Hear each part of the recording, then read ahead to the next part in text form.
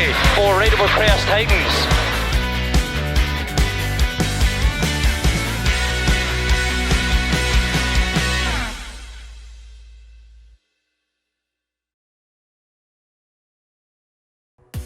After the long old wait, the Britpart British Cross Country Championship returns with a slightly shorter season for 2021, but that wasn't a problem for the fantastic entry of crews looking to get back out there racing on the UK's premier cross country championship. With the first 2 rounds unable to run due to restrictions, it will be round 3 where the series starts, itself being changed last minute to Parkwood Off-Road Centre in Yorkshire. But the team behind the championship had an event lined up that would deliver the quality expected in this series, with plenty of challenges along the way. Our reigning champion then, Justin Birchall, leads the crews away. Mark Jacks second on the road, Phil Bayliss returning to the championship after his 3rd place last time out, and we'd also see the return of previous champion Richard Kershaw to mix things up, back after a long time out of the sport's top level. Andy DiGiulio rounds out the top 5 starters here today in Yorkshire. Of course, it isn't where you start, it's where you finish. And for Ian Gregg and Adam Evans, it will be the lead of the event to start things off. Very much on their mind that to finish first, you have to finish. A puncture on the first run of the day would thankfully not cost them much time, but this moral would be at the front of their mind, no doubt.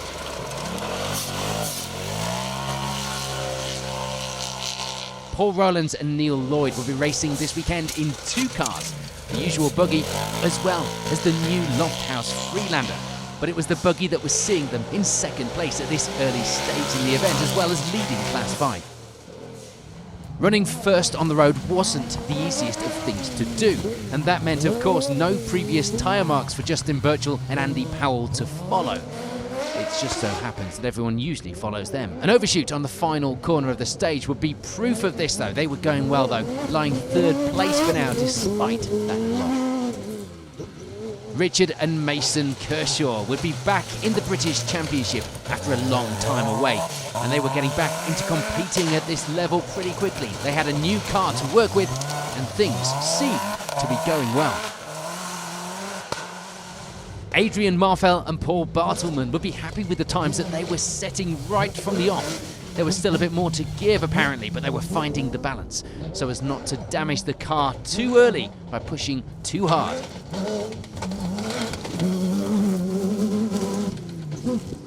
A bit of a vibration had started to develop on this Milner of Andy DiGiulio and Paul Foley, something that they'd need to keep an eye on as the event went on, of course. They were going well though, with 6th overall at this stage, as well as leading Class 10. And of course, we've got our eyes on this pair to be in that top fight. Aston Cox and Johnny Kunja felt that there wasn't quite enough power out of the corners in the car. Fitted with a 1400cc Kawasaki engine. The pace was good though, despite this. They end the morning 7th overall, perhaps more to give. And this weekend would be the debut in the British Cross Country Championship for Warren Roper and Alec Byrne. Their first time racing on all-terrain tyres as well, so that would take some getting used to. They fitted some new shocks to the car prior to the event, and they were trying to set them up as they went along. Frustratingly, changes made after the opening run actually slowed them down. All in the name of development, of course. Jason Rowlands couldn't be ruled out of a win this weekend, surely. In fact, there were a lot of drivers here that could potentially take victory. We're looking forward to this first round and the battles unfolding. Things going well for Rowlands, though, to start the day with 9th overall on the leaderboard and leading Class 13. Rounding out our top 10 at this early stage were Ryan and Darren Cook in that Land Rover Evoque-bodied Milner. 2nd in the class behind DiGiulio, up ahead in a fantastic looking car. Let's take a look at some of the positions just outside of the top 10. And in 11th place, as well as leading the way in Class 11 at this stage, will be Carl Duffield and Martin Wellock, returning to the championship after a long absence, but looking like the pace was still there. It will be a great start as well for Ed Cobley and John Tomley, who lead the way in Class 3. They caught a car in the opening run, which was less than ideal, of course, but thankfully it didn't hold them up at all. They have a good, clean morning. And it would be a British Championship debut as a driver for Matthew Hall. Daughter Lara Hall alongside. Matthew had previously co-driven for Jason Rowlands in this championship, so perhaps that experience on the other side of the car would help. No, in fact, it would have to, wouldn't it? Leading the way in Class 16 now, as if to prove that point. In Class 12, we see the lead for Nick Pritchard and Dan Evans. The pair going well, looking fast out on the course, lying in 20th place overall as well. Meanwhile, for Benjamin and Rachel Clay, it will be the lead in Class 7. A fantastic start for the pair, but the times in the class were so close, they couldn't back off at all. Plenty of class battles to look out for then. This would actually be the first time out in the British Cross Country Championship for Jordan Oldbury and Phil Kerfoot. Their first time on this kind of predominantly gravel event as well, having only previously done muddy field type events. They lead the way in Class 9, enjoying their new look off-road racing experience. Harry Nicol and Emily Sibley were probably one of the youngest crews on the entry this weekend. They'd done some of the British cross-country events in the past and enjoyed the challenge. So things were going well so far. They end the morning with the Class 18 lead. Big smiles on the faces inside of that car. And it would be a new car this weekend, keeping George and Jacqueline Bryson smiling. It would also be a new venue to the pair, having not competed at Parkwood before. They would make an understandably cautious start, especially as there seemed to be an intermittent wiper issue as well. In Class 4, it would be an early lead for Michael Wilson and Ian Letman. A good start for the pair, 40th place on our overall leaderboard. And Jade Pavley and Hannah Davison will be out this weekend in the Team Excite GB car. Trying to get to grips with things out on this course, they end the morning here in Yorkshire with the Class 2 lead from 43rd overall. It would be electrical problems holding Dave and Anthony Hooper back. They should have had so much more pace and really should have been further up the results. A maximum on the second run of the day, meaning that they ended the morning 44th place overall, with some serious catching up to do. And rounding out the top of the class results at this stage will be this pair, Reese and Sean Matheson, the father and son team leading in Class 14 by the end of the morning's runs. So we're just two very tricky and very gravelly runs into this event here at Parkwood. It will be the lead for Ian Gregg with a good number of crews and returning champions, all fighting for that top spot. Let's head into the second half of the day then, and there'd be no change at the top of our leaderboard. Ian Gregg and Adam Evans still holding on to that position with a small 2-second advantage. They were out in the brand new 2021 Polaris this weekend to test and improve the package. Adrian Marfell and Paul Bartleman were pushing a little more now. The times were improving. Could we have a battle on our hands before long? They climbed the order into second place within sight of the lead going into day 2. Things were going the right way on the leaderboard for Richard and Mason Kershaw as well, now up to third place overall. The new car was going well, our previous champion, seeming to bed in quite quickly. Only a few small teething problems to sort out, but nothing that was holding them back by the looks of things. And that vibration in the car had got worse for Andy DiGiulio and Paul Foley. The noise from the transmission sounding like it was going to explode by the end of the day. They worked on the car late into the night, ready for day 2 of the competition, replacing the diff with a spare one that they had with them in the service car. This is off-road racing at the top level. A puncture on run 3 would push Justin Birchall and Andy Powell down the order a little in the afternoon, dropping a bit of time with that problem and now into 5th place. They were trying to make back the time though, clearly pushing and looking entertaining as well from outside of the car at least, probably pretty scary in it as they run very wide into a field. They're lucky that there was nothing in there to hit other than the buttercups. Punctures were also causing headaches for many of our crews now, rocks being uncovered as the day went on. And in some places they were just unavoidable. Paul Rowlands and Neil Lloyd would be another crew suffering with them, dropping them down to 6th place on the leaderboard. No such problems though, things still going well for Aston Cox and Johnny Kunja. The times were still good. They could probably have been higher up the results if, in their words, the car had had a little more power out of the corners. 7th overall for now. Cox and Kunja, though, were being chased down by this pair, Ryan and Darren Cook. 15 seconds the difference at the end of the day. It was all to play for on day 2, and that is the sort of mantra we enjoy here in the British Cross Country Championship. Frustratingly, the problems would continue for Warren Roper and Alec Fern. They smashed the front wheel on the rock that had been giving everyone the punctures. It put them off the road, giving them a maximum time and putting them down in 35th place overall. And a similar kind of fate would befall Rod Parker and James Howes as well. Multiple punctures, often at the same time, putting them out of the event on day 1 on their debut in the British Cross Country Championship. With the result out of the question, they decided to call it a day and walk the course again before day 2 to find out where they were getting the punctures. No, that was on the 2nd lap. On the 3rd lap, we had a double puncture again. But on both laps, we managed to smash the wheels as well. So we split them in half on the same side. So going out on the course now to have a look for where we're smashing it. Another debut. It would also be the first time out in the British Championship for Scott Whitmore and Tim Farndon, and they were enjoying the challenge. Great to see some new crews out competing at this level. They'd have a new car to be getting used to, but it wasn't slowing them down, it seemed. Punctures, however, like many other people, were 9th place for now. And rounding out our top 10 at the end of what had been a bit of a gruelling first day, hadn't it, would be Carl Duffield and Martin Wellock. The Class 11 leaders putting in some good times. It was like they hadn't been away. Just knocking on the door of the top 10 would be Jasmine Philpott and Pete Whittaker. They were putting in some strong times to be in that position.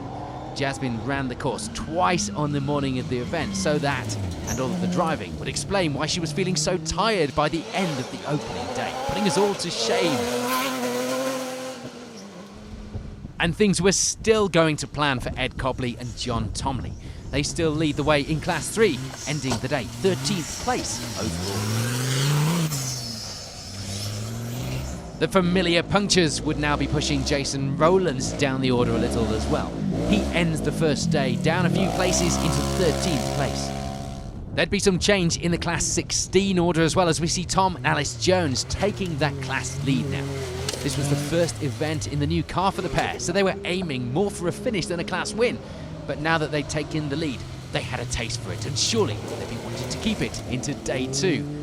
They had in fact found themselves in the lead of the class after 4 punctures would push Matthew and Lara Hall down the order into 2nd place. More attrition as we go through the leaderboard as well. Electrical issues with the fuel pump wiring and the gearbox sensor would put Rob Boole and Victoria Vaughan a little further down the order than they would have liked at this stage.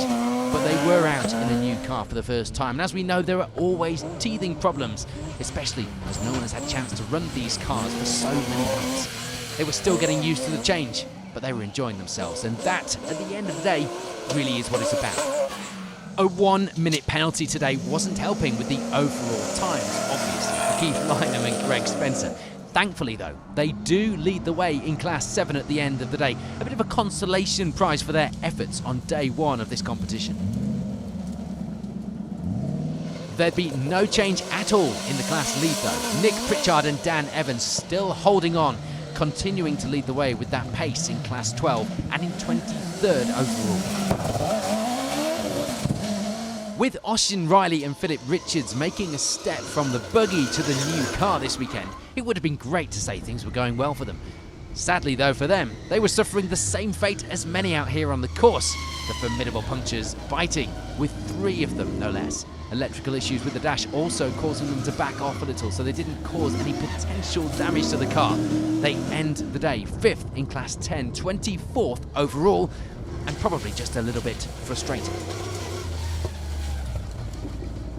Jordan Oldbury and Phil Kerfoot still lead the way in Class 9.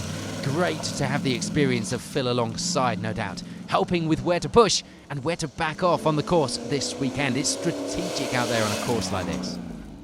Things were still going well though for Harry Nicol and Emily Sibley. They were taking a few runs to pick up the best lines around the ever-changing course here in Yorkshire, but still leading the way in Class 18 and going well on the overall leaderboard as well.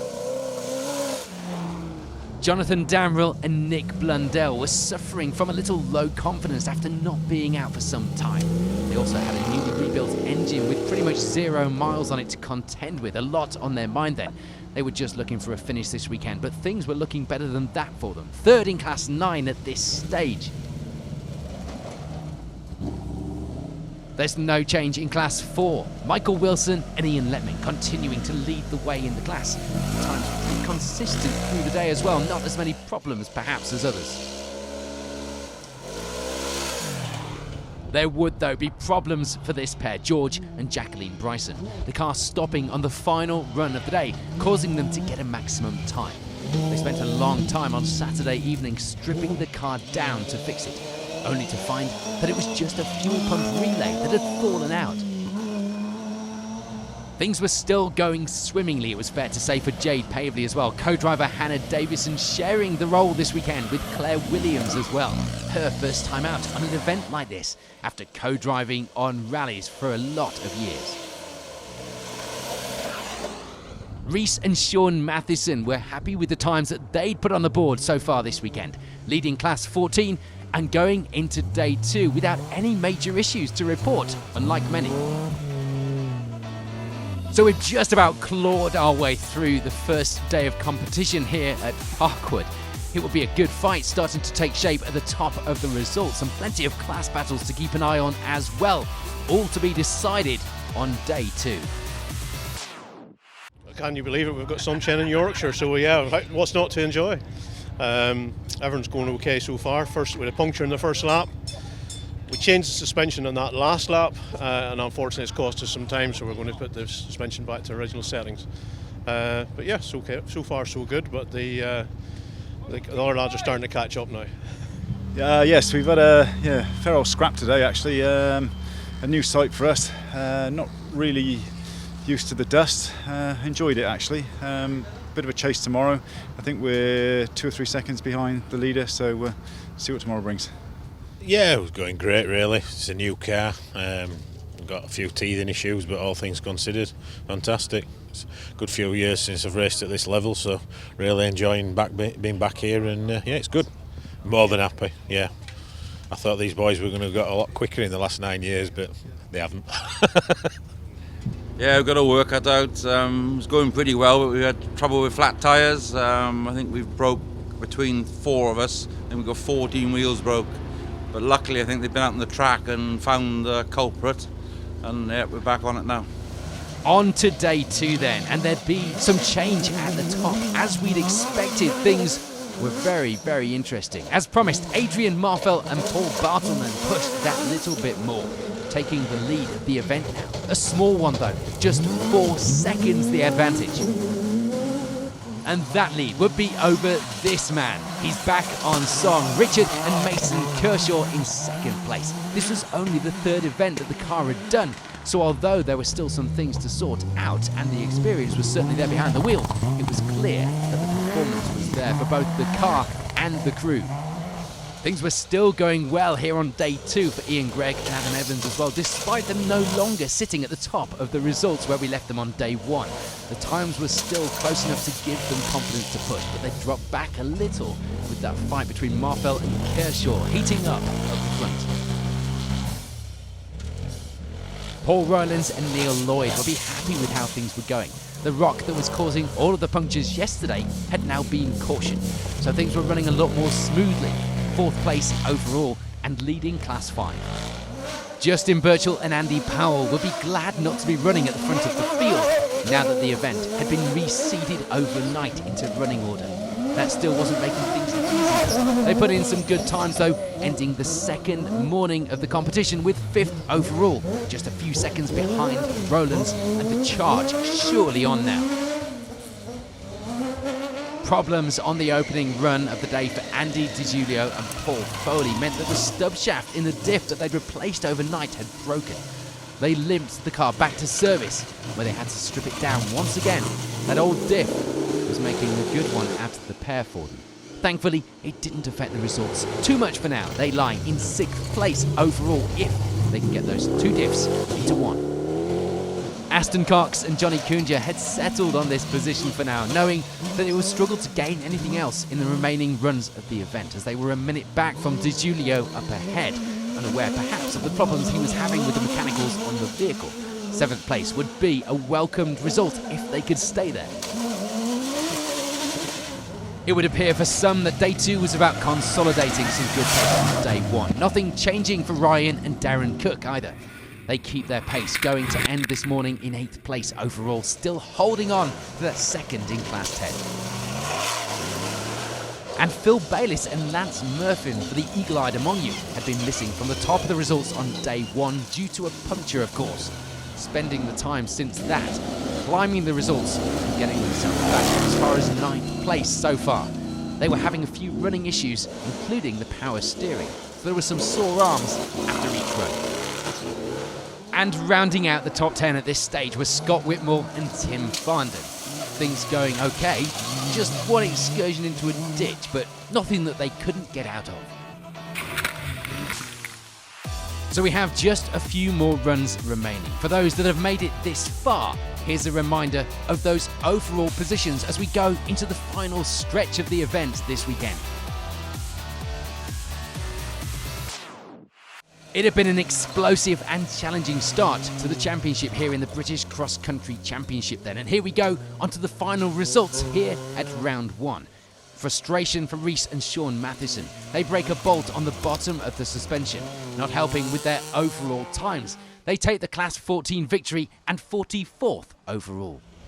Times had improved as the event went on for Jade Pavley and Hannah Davison, their final run time of the day being their fastest. A good end to the event with the class win and 42nd place overall. We hadn't seen Jesus Navarro and Raquel Dorado on the results up until now, but the pair would end the event well and truly within our sights with the Class 11 victory. Not competing on the whole championship, they plan to pick and choose events to compete, including the Dakar Rally. There's no change for Michael Wilson and Ian Letman into this late stage of the event. They end the day with the Class 4 victory, 38th place on our overall leaderboard. And Jonathan Damrell and Nick Blundell had bent part of the steering on day 2. Luckily, the times were still good, and they were able to keep going and finish the event with 3rd in class, 36th overall. George and Jacqueline Bryson would enjoy a much better day too. They were still having some issues with the wipers, but they were getting the seat time and learning the car, which was the important thing. There'd be problems though for Ed Cobley and John Tomley after such a good run as well, just outside the top 10 overall. A maximum on the final run of the day would see them drop down to 31st. Thankfully, they do keep hold of their class lead. Some consolation. Harry Nicol and Emily Sibley would have a problem when they bent the track rod end on the 7th run of the day. Thankfully for them, not too bad that they couldn't continue to the end of the run. Despite that, it would be a great weekend. The pair taking the Class 18 victory and with it 28th place on the leaderboard. It was a misfire and issues with cutting out that would be slowing progress for Keith Lynham and Greg Spencer and keeping them from where they would have thought would be their rightful place on the leaderboard. They do keep things going though and get a good result in the end of 2nd in the class.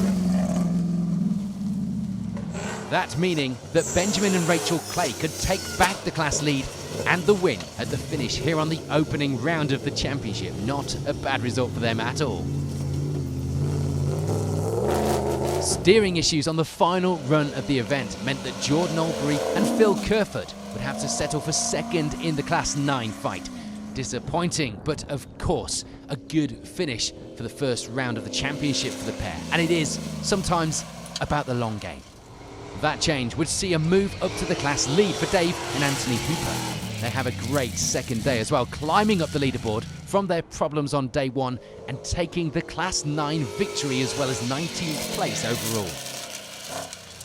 It will be a strong end to the event as well for Nick Pritchard and Dan Evans, taking the Class 12 victory as well as 18th place overall. Matthew and Lara Hall, meanwhile, had been enjoying a great battle in the class. It was close as well. Sadly, they'd have to be a little more cautious towards the end due to running out of wheels and simply being worried about making it to the finish at all. They do end the event with second in the class. It was hard fought then, and Tom and Alice Jones picked up a puncture in run 7 as well. Thankfully, with the tyre staying on the rim and not losing them too much time, they enjoy a good fight all weekend in the class battle and keep hold of that win at the end of the day. Rob Bull and Victoria Vaughan were starting to get used to the car a little more now. They had managed to get through without any punctures, which was already a bonus compared to many of the crews out this weekend. In fact, I don't think I can think of one off the top of my head. They end the event 14th place overall.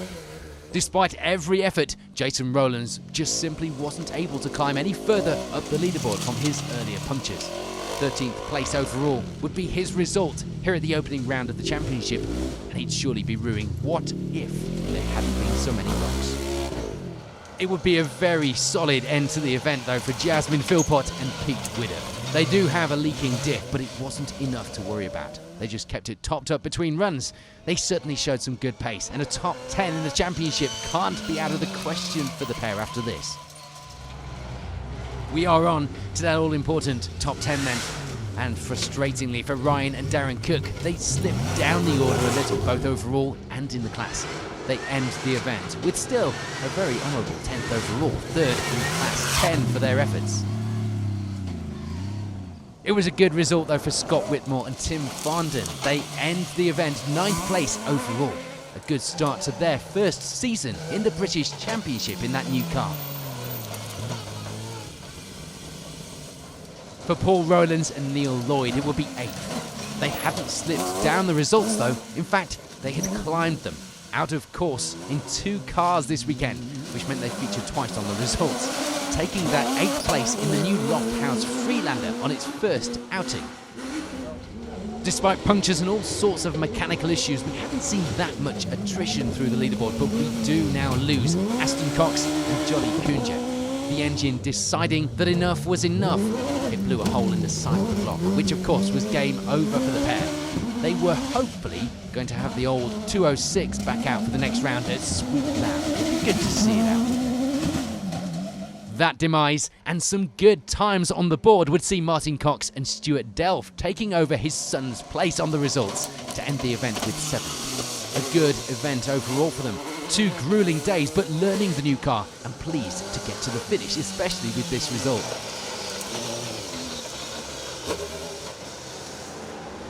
Phil Bayliss and Lance Murphin had managed to climb the results a little further to end the event in 6th. Those power steering issues had never really gone away, so Phil was perhaps giving Jasmine Philpott a run for her money on the fitness front. They were lucky to have started the event as well, as they were still working on the car on the Friday after waiting for last-minute parts to arrive just in time.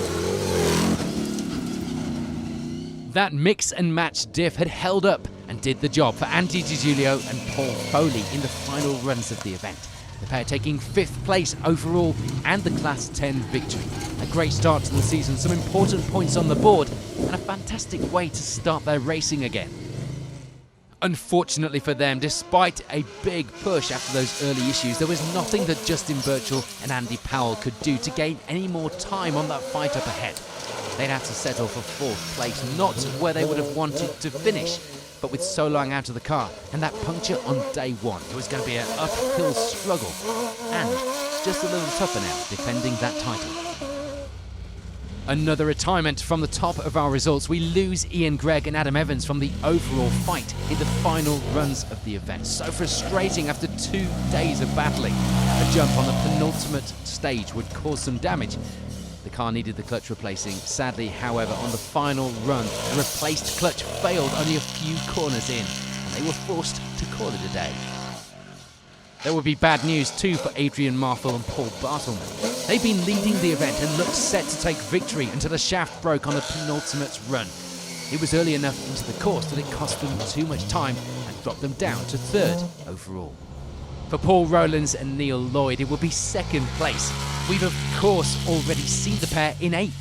But to confuse you, this result will be the Class 5 winning result as well. A great drive to switch between the cars so easily. And this has to be the only time that someone has finished twice in the top 10 on the same event in the British Cross Country Championship. Please correct us if you can think of another. And of course, all of this means that it is victory for Richard and Mason Kershaw, making his mark back in the British Championship and picking up where they left off years ago, opening up their title fight account in the perfect way. So before we head down to the end of the course and get the reaction from our crews at the finish, here's a reminder of those times and the overall results at the end of the opening round of the Britpart British Cross Country Championship. Yeah, 9 years and can't believe it. What a run, what a weekend. Fantastic. And to do it with my son as well, just don't get any better. What's it been like from your side of the car? Different experience, full-on British event rather than just a smaller one. It brings it to another level, yeah, it's good. Yeah, it's been not a bad weekend. It could have been better. We had trouble the first day. I just told you yesterday with braking wheels. We put some lightweight wheels to try and get more speed, but hitting the rough stuff I broke 4 wheels. And yeah, we had some good runs. Yeah, both cars. I only bought the loft house to drive about 90% because I hadn't driven it in any tight terrain before. So the idea was bringing it here, but make sure it didn't damage it. So yeah, you know, hopefully then when we get to Sweet Lamb, it's a lot more open and I can excel better then. Oh, we have what we're given. I'm gutted, to be honest with you, because we were got the win in sights, to be fair. We'd done some quick laps. So gutted. Yeah, we just broke a shaft on lap 10 early on in the lap, so it's just compromised our finish. But hey ho, we finished. We got a third, so it's a start for next time. Next up for the crews, it's over to Wales for Sweet Lamb, a favourite for many, and with its fast, flowing WRC-style stages, it will certainly be one for the brave.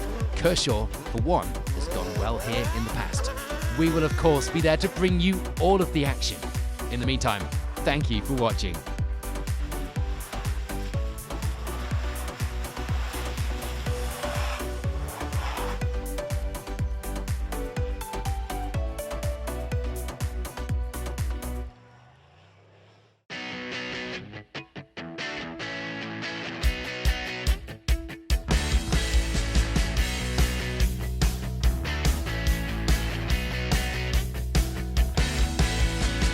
Care 40 for Rateable Crest Titans.